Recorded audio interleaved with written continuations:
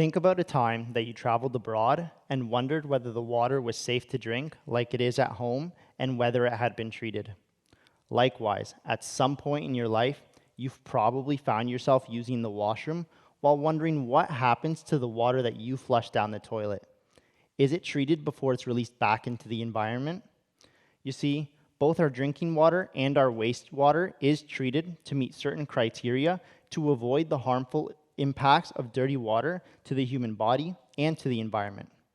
But now, I want you to think about when it's raining outside and there's water running down the street.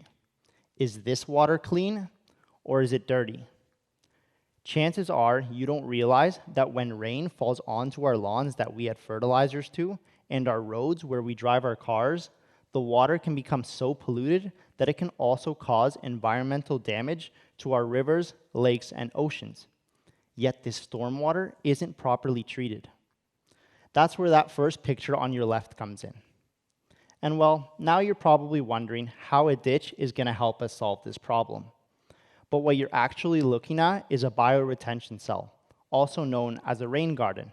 And on paper, the soil used within that system will act like a filter and a sponge to remove the pollutants found in dirty stormwater.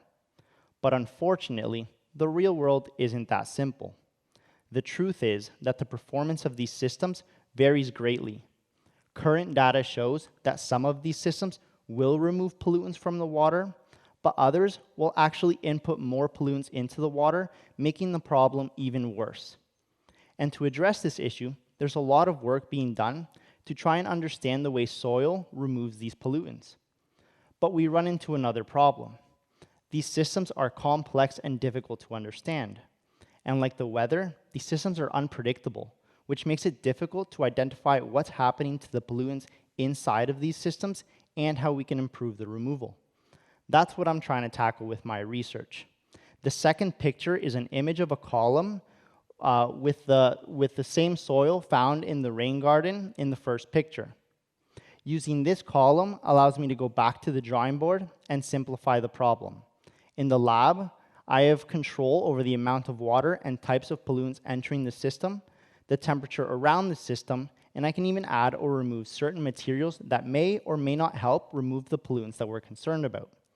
The idea is that with this increased amount of control in the lab, I will more easily be able to understand the system and see how we can better design the rain garden to remove more pollution. That way, the next time it rains, you can be confident that we're helping to clean the earth by ensuring stormwater is properly treated to avoid damaging the environment, similar to the way dirty water can harm our health. Thank you.